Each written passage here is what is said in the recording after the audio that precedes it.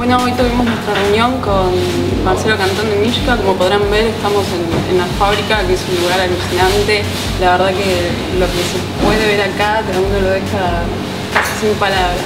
Y en la reunión, la verdad que también Marcelo trajo un montón de materiales que pudimos compatibilizar con lo que ya teníamos pensado en nuestros diseños, y creo que se está armando un grupo y va a salir algo muy interesante entre lo que hablamos con Evangelina y con él.